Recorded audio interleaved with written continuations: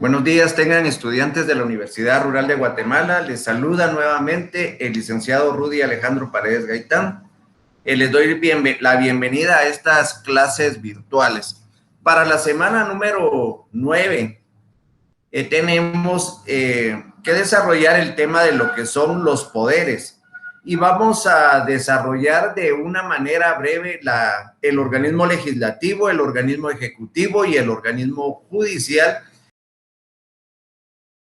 ya que estos son temas de semanas posteriores y vamos a entrar un poco o más minuciosamente a lo que son esos temas en las semanas posteriores. La clase de hoy pues es eminentemente teórica, igual que la de las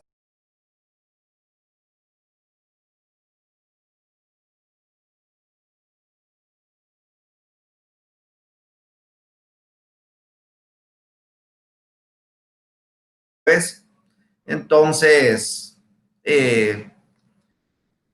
si llegamos al tiempo y todavía nos faltan unos minutitos, les ruego que no se vayan a desconectar, sino que me tengan paciencia para poder terminar con los temas. El objetivo de la clase para esta semana, que ustedes como estudiantes de la Universidad Rural de Guatemala adquieran los conocimientos necesarios sobre el tema de qué son los poderes, el organismo legislativo, el organismo ejecutivo y el organismo judicial, respectivamente.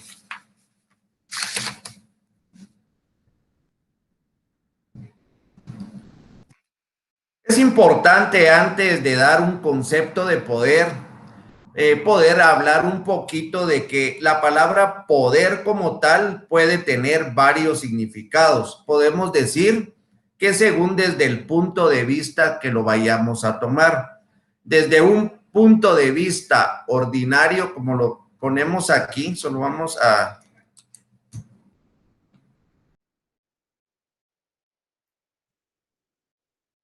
la facultad para hacer, para abstenerse o para mandar algo.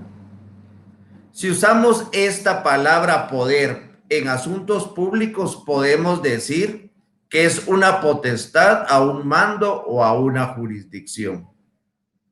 Ahora bien, en materia o en el punto de vista del derecho privado, es la facultad que una persona da a otra para que obre en su nombre y por su cuenta.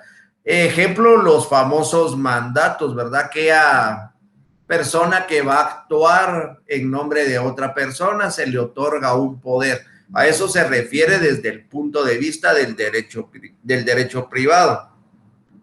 En cambio, desde el punto de vista del derecho político, es la suprema potestad. Es la suprema potestad rectora y coactiva del Estado, es decir,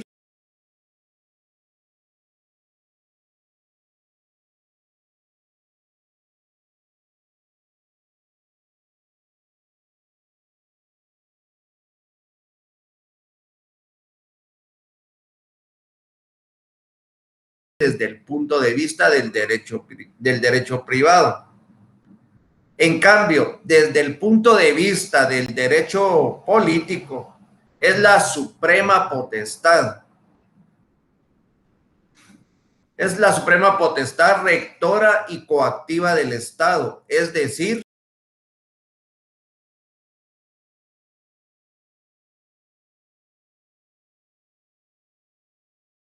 asociada también con la palabra autoridad. De hecho, por eso es que se llaman autoridades a todas aquellas instituciones sociales y políticas que ejercen el poder. Esto es lo que pase. Y que tomen todas esas decisiones. Podemos decir que la palabra poder proviene del verbo latino potere, cuyo significado u origen se encuentra en expresión pote es, que significa puede ser o es posible. Como definición podemos decir que es la probabilidad de imponer la propia voluntad dentro de una relación social aún en contra de la resistencia y cualquier sea el fundamento de esa probabilidad. Es una definición tomada por el alemán Max Weber, que nos da lo que es el concepto de poder. Origen del poder. Hay muchas teorías que difieren de dónde se va originando el poder. En esta diapositiva les coloqué las que más se utilizan o las más estudiadas en nuestro medio. Bueno, y en todos los demás estudiosos del derecho. Los primeros dicen que el poder procede de Dios. Los justnaturalistas, como lo hemos platicado, el tema ha sido pues una polémica de importancia que se ha dado entre los estudiosos del derecho. Unos dicen que proviene de Dios y recae directamente sobre la persona elegida para ejercerlo. Entonces, de Dios a la persona elegida, y esto sirve de base, o es la teoría que utilizan las monarquías absolutas, donde dicen que el rey pues es el enviado de Dios, y a todos los regímenes de gobierno autocrático. Santo Tomás de Aquino, que también escribió bastante sobre el origen del poder, pues dice que si bien no existe poder político ninguno, perdón que hoy sí hay mucha interrupción. Santo Tomás de Aquino dice que si bien no existe poder político ninguno que no proceda de Dios, o sea que acepta que todos los poderes provienen de Dios, esto no lo hace caer sobre persona determinada, sino que el poder de Dios va a recaer sobre el pueblo. Entonces el pueblo va a tener la decisión de designar a las personas elegidas para ejercer el poder. Y esto es lo que nos ha servido de teoría para lo que es la soberanía popular y la democracia. Para Juan Jacobo Rousseau, o Rousseau, como lo quieran,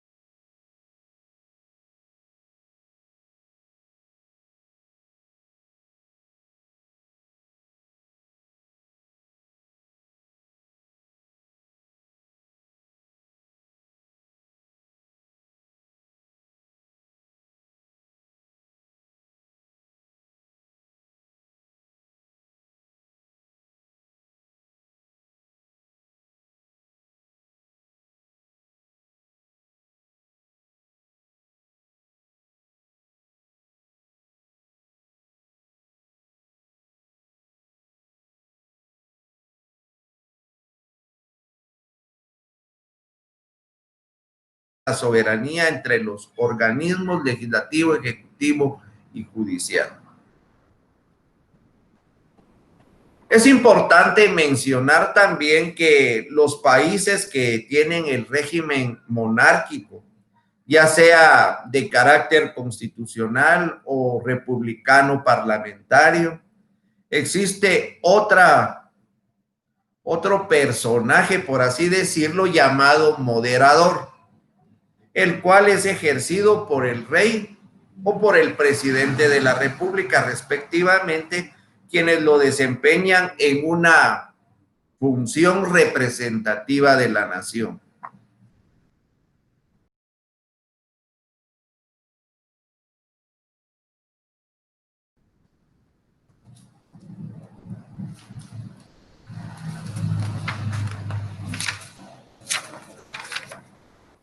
Consecuentemente, pues se pretende De esta manera, resolver los conflictos que susciten entre el poder legislativo, entre el poder ejecutivo y el poder judicial, de acuerdo con las normas que nos rige la Constitución, que naturativo o disolverlo de la misma manera.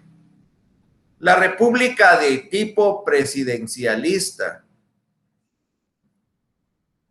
no tiene ni necesita ningún poder moderador, porque el presidente como titular del poder ejecutivo es el elegido democráticamente sin que el parlamento tenga sobre él ninguna jurisdicción. Esto es en sí lo que es la división de poderes, por lo cual aquella posibilidad de conflictos no puede darse. Si alguno se presentare, se ha de resolver por el procedimiento del juicio político. Cuando hablamos de poderes aquí en Guatemala, pues nos estamos refiriendo fundamentalmente a las funciones de los tres poderes que ya conocemos, como lo son el ejecutivo, el legislativo y judicial, correspondiendo al primero, o sea, al ejecutivo el dictado de leyes, al segundo la ejecución, perdón, el legislativo el dictado, el segundo la ejecución de las leyes y al tercero la solución de conflictos de derecho o los conflictos legales que se vayan produciendo.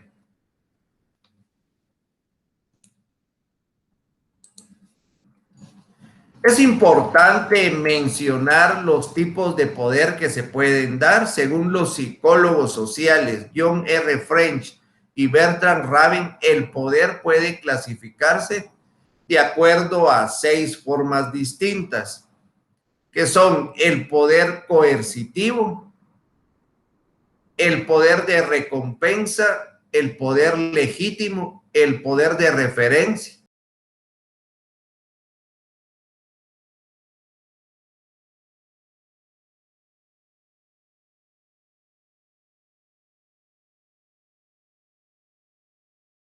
a cada uno de los poderes o clases de poderes que mencionamos aquí. Cuando hablamos de poder coercitivo, pues es aquel que emplea una amenaza o la intimidación para lograr que otra persona pues acate una autoridad. Esto puede incluir medios físicos, medios sociales, medios emocionales o medios económicos. Y la coacción no necesariamente debe de ser evidente, ni debe de estar al tanto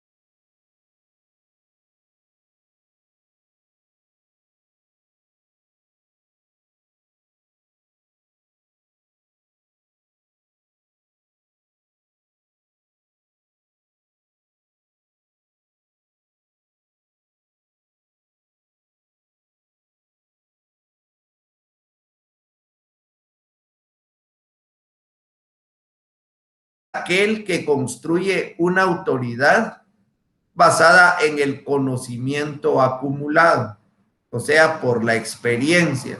Por eso se dice experto en los saberes especializados o profesionales, o en los talentos y capacidades especiales. Se manifiesta mediante las credenciales, la reputación y otras formas de dejar en evidencia la experiencia. Ahora bien, para terminar, el poder informativo.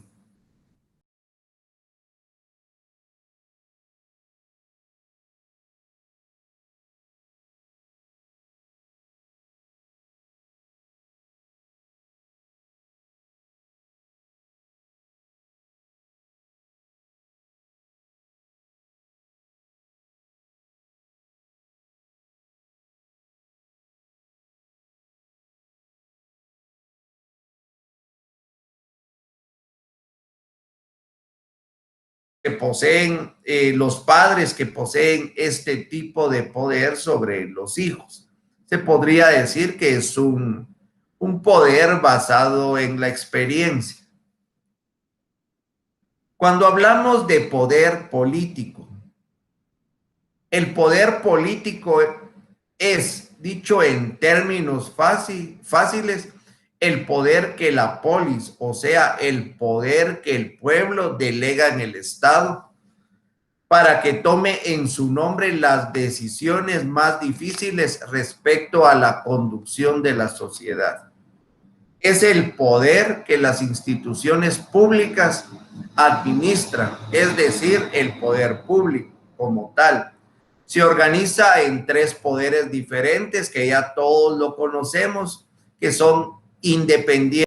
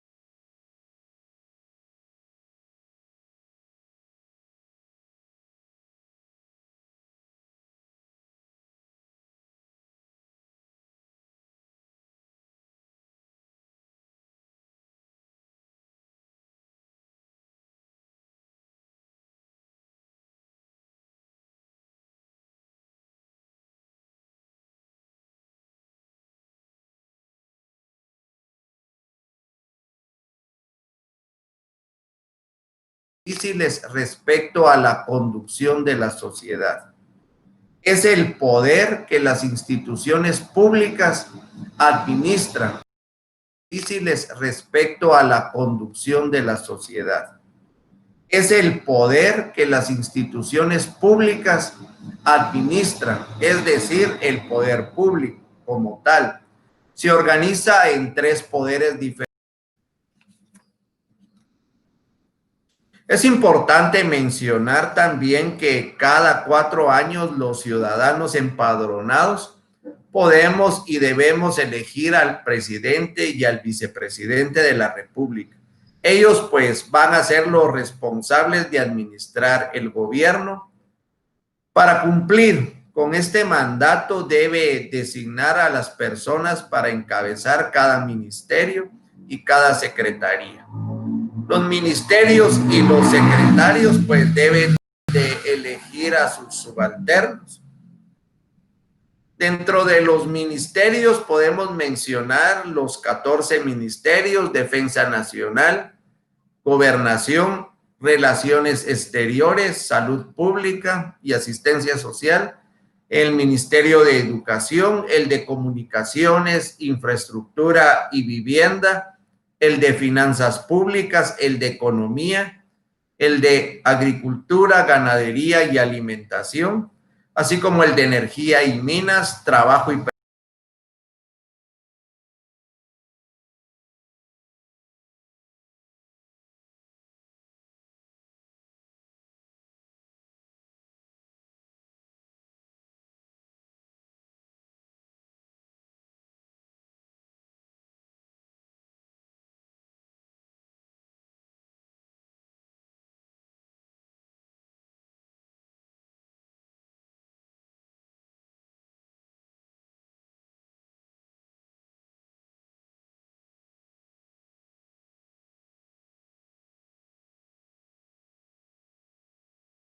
Legislativa, dentro del cual tienen representación los distintos partidos políticos de una nación en diferentes proporciones, de acuerdo a la votación popular que los eligió, y que se ocupan de dar el debate político respecto a las leyes y a la administración de presupuestos o la aprobación de poderes especiales para el Ejecutivo.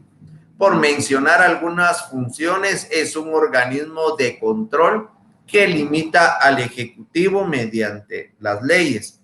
Acuérdense de la interpelación, de los antejuicios que conoce el Congreso, por eso es un medio de control.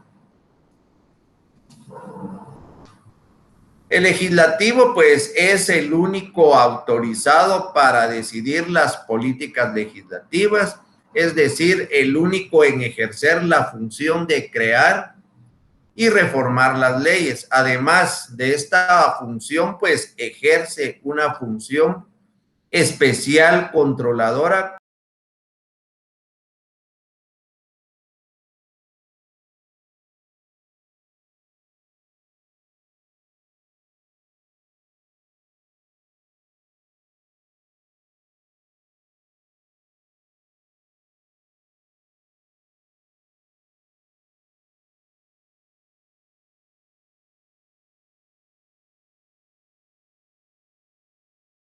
semana próxima o 2 semanas. Y ahí vamos a entrar de lleno a lo que es el poder legislativo. Ahora bien, el poder judicial, pues podemos decir que es el encargado de la interpretación de las leyes en el marco de las normas de la Constitución Nacional,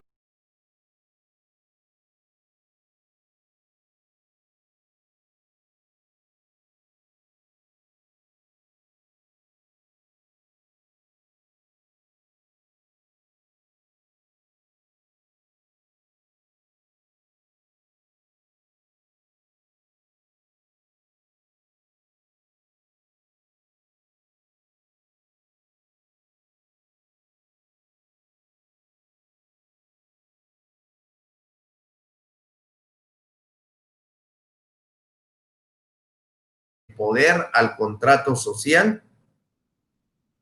¿Cuál es el poder que emplea una amenaza o la intimidación para lograr que el otro acate una autoridad? ¿Cuál es el poder que se ocupa de la conducción política del Estado? Es decir,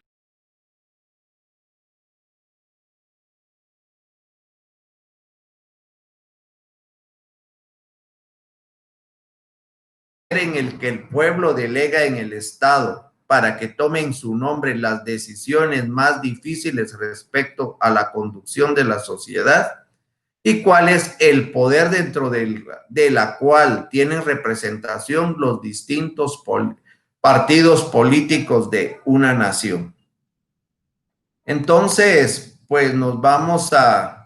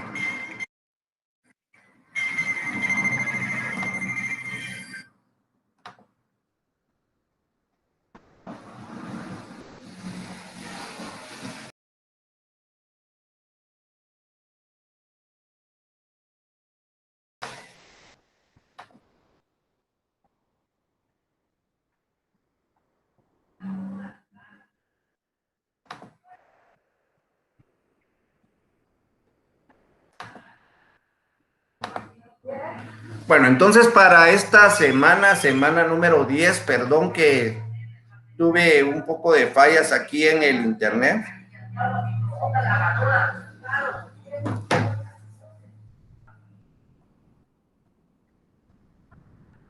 Vamos a hablar de la semana 10, lo que es la nacionalidad y la ciudadanía. Entonces, es importante mencionar que el objetivo de la clase es que el estudiante de la Universidad Rural de Guatemala pues vaya adquiriendo los conocimientos necesarios sobre el tema de lo que es la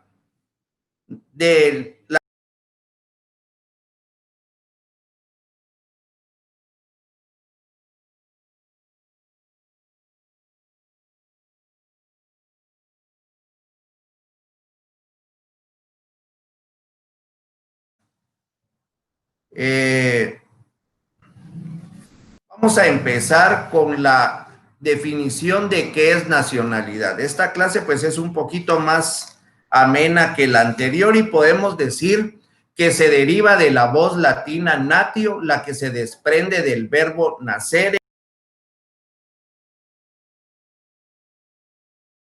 que quiere decir nacer. El origen del concepto nacionalidad está en el nacimiento. Dicho vocablo a su vez proviene del latín nationem, de nación, que significa de dónde ha nacido. La nacionalidad en efecto es la calidad de pertenencia a una determinada nación. El vínculo jurídico y político existente entre un Estado y los miembros de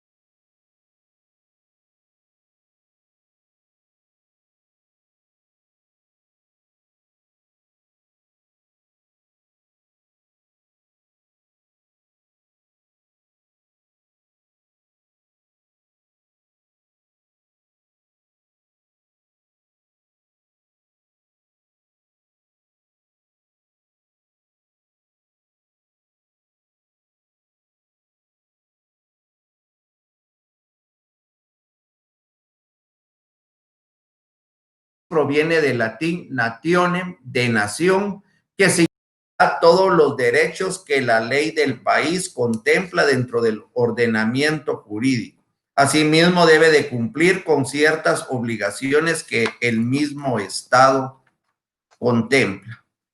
No les había pasado, perdón, la diapositiva de lo que es la definición de nacionalidad, la ley específica en la materia, sino que nos dice que la nacionalidad guatemalteca es el vínculo jurídico político existente quienes la Constitución de la República determina y el Estado. Tiene por fundamentos un nexo de carácter social y una comunidad de existencia, intereses y sentimientos e implica derechos y deberes recíprocos. La ley específica pues es la Ley de Nacionalidad, decreto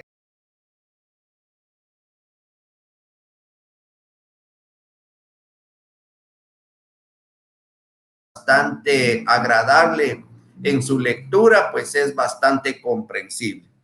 En cuanto a la legislación existente de lo que es la nacionalidad, pues podemos decir que se encuentra contenida en la Constitución Política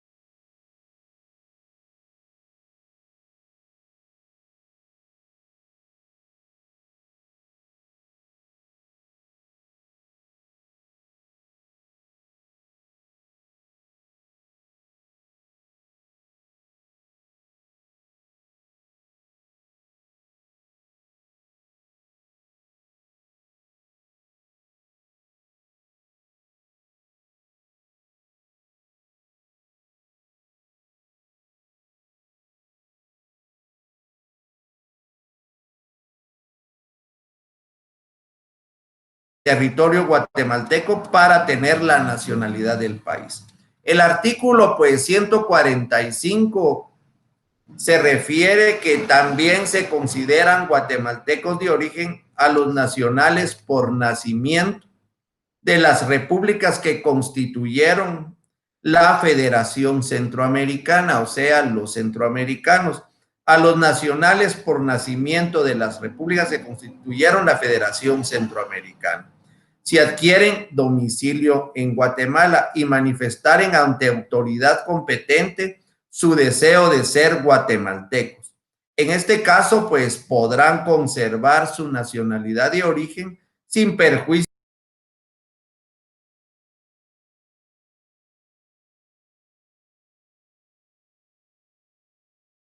existencia de una doble nacionalidad. Esto es para los centroamericanos, en virtud de afirmar que los centroamericanos podrán conservar su nacionalidad de origen.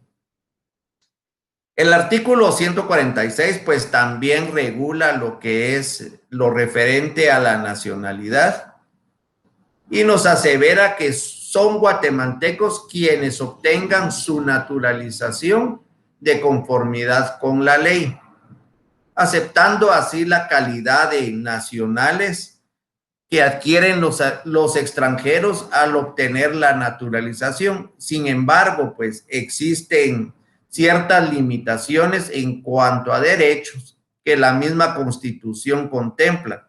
Por ejemplo, para optar al cargo de presidente, de vicepresidente, de magistrados de la Corte de Constitucionalidad, lo vimos la semana pasada que dice guatemaltecos de origen, no guatemaltecos naturalizados, diputados, jueces, magistrados.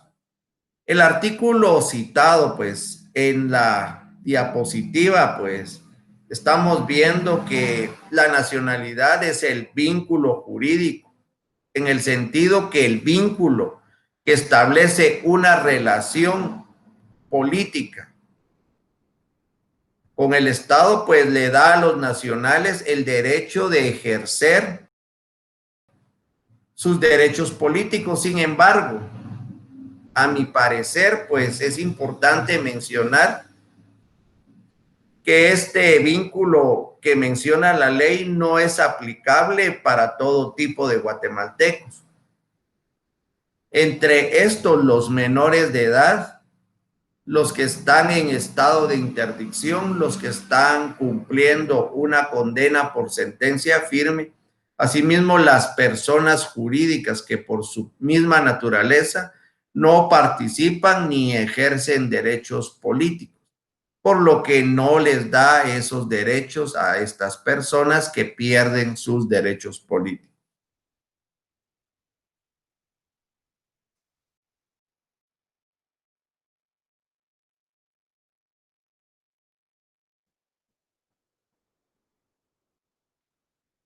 Cuando hablamos de las clases de nacionalidad, nos estamos refiriendo a dos clases de nacionalidad.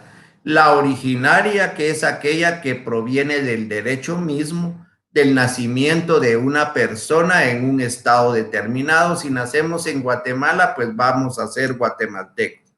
La nacionalidad adquirida es aquella que proviene del cambio voluntario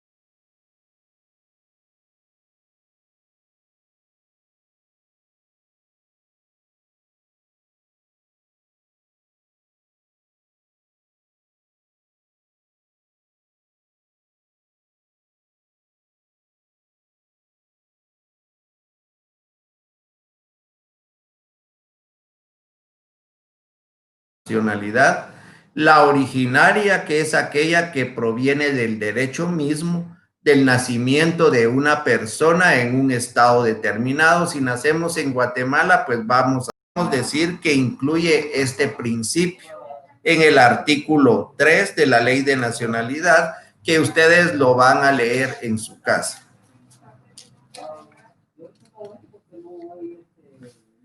Quinto principio: la nacionalidad de origen no debe de transmitirse o mantenerse indefinidamente de generación en generación establecidas en el extranjero.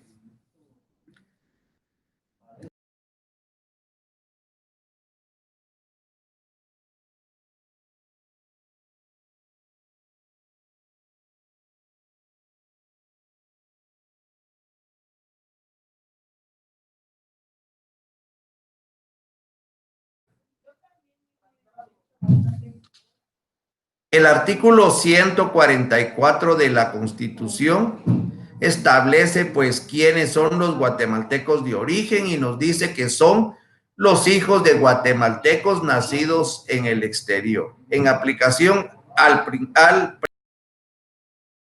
presente principio, pues cabe sostener que la nacionalidad guatemalteca es transmisible a los hijos de padre o madre guatemaltecos nacidos en el extranjero, o el jus sanguineus, como se le conoce, pero ya no para los nietos y demás descendientes de guatemaltecos. A esto se refiere este principio. El sexto principio: la nacionalidad adquirida puede revocarse. El Estado, pues, que ha concedido una naturalización tiene el derecho de revocar la misma en ciertas circunstancias. Este acto de revocar es lo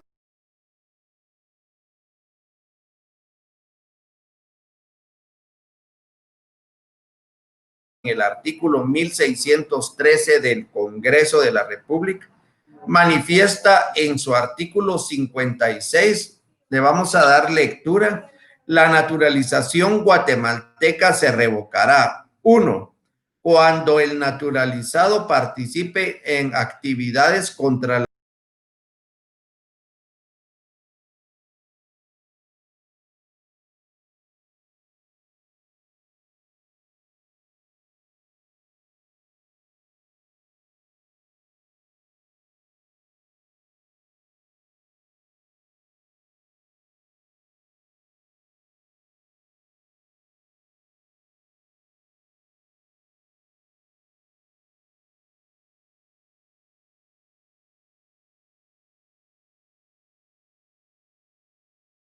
en el artículo 1613 del Congreso de la República, manifiesta en su artículo 56.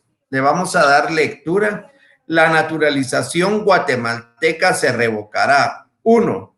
Cuando el naturalizado participe en actividades contra la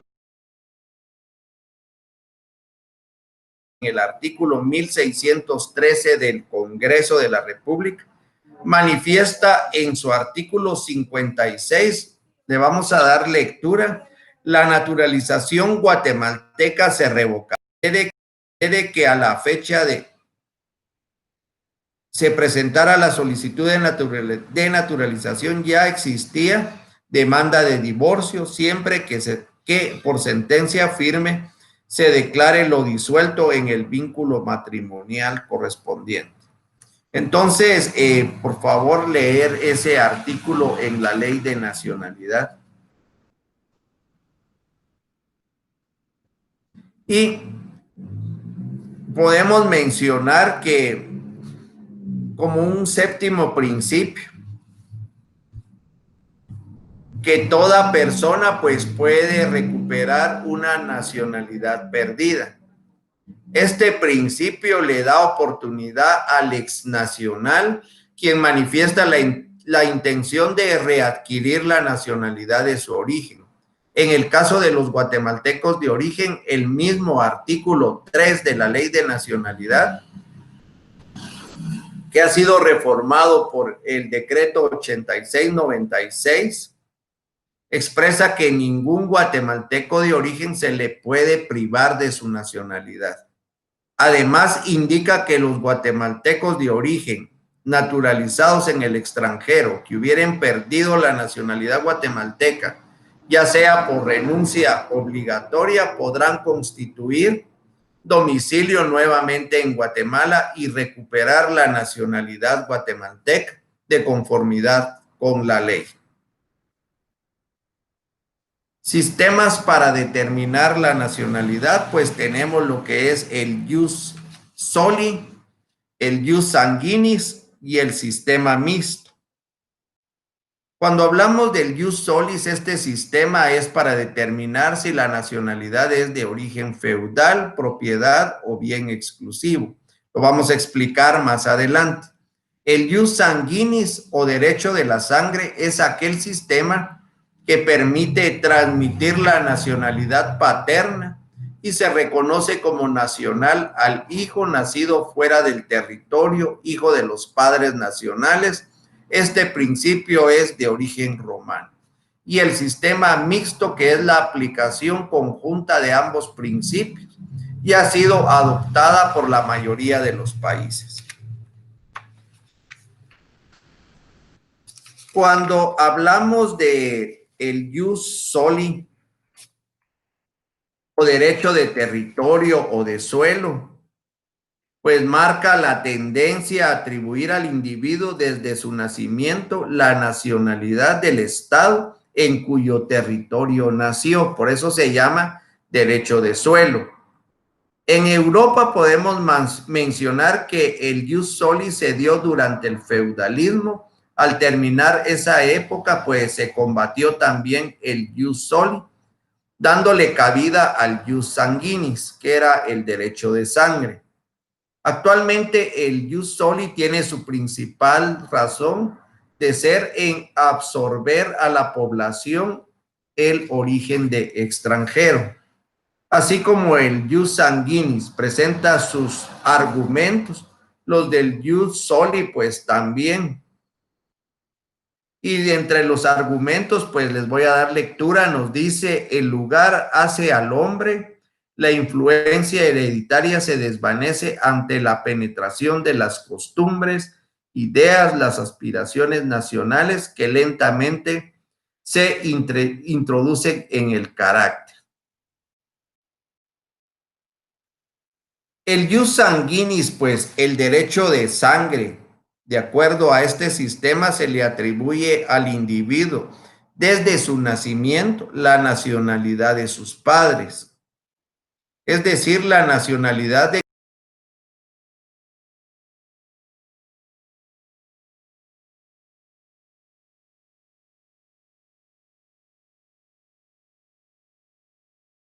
en el carácter.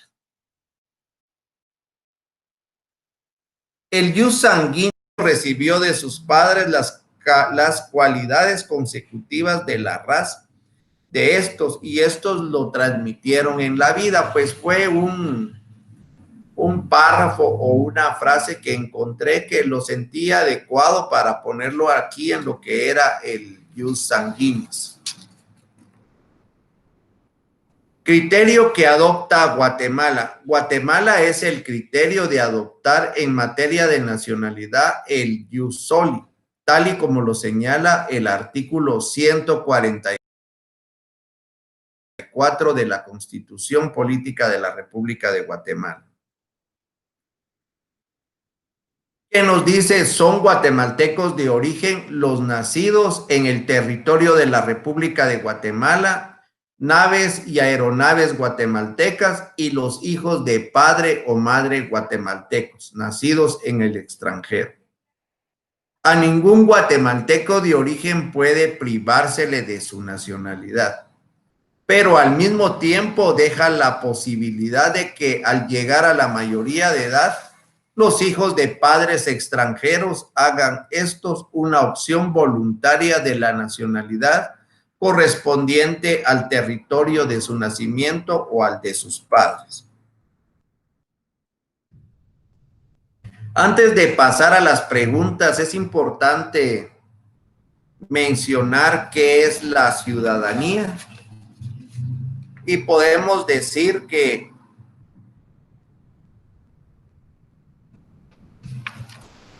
la ciudadanía es aquella condición jurídica en cuya virtud los individuos intervienen en el ejercicio de la potestad política de una sociedad determinada. La ciudadanía, pues, es un concepto jurídico, es la relación jurídica que existe entre los guatemaltecos con el Estado de Guatemala. Esa relación que hay entre nosotros como guatemaltecos con el Estado, gracias a lo cual participan en la formación del gobierno de la República en doble vía, por ejemplo, el derecho de elegir, el derecho de ser electo. La ciudadanía establece derechos.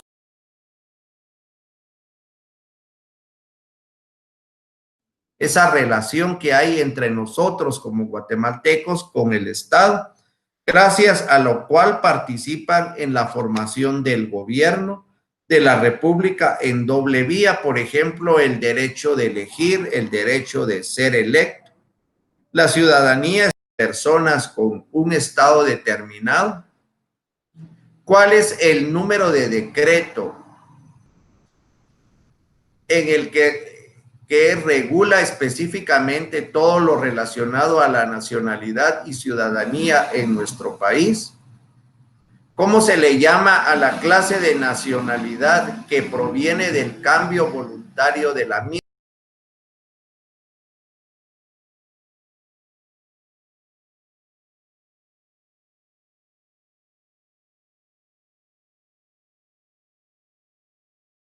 De una persona en un estado determinado. Antes de dar por terminada la clase, pues espero sus preguntas en el correo institucional y cualquier duda, pues estoy para servirles. Espero que tengan un feliz fin de semana. Ha sido todo por hoy. Muchas gracias por su atención.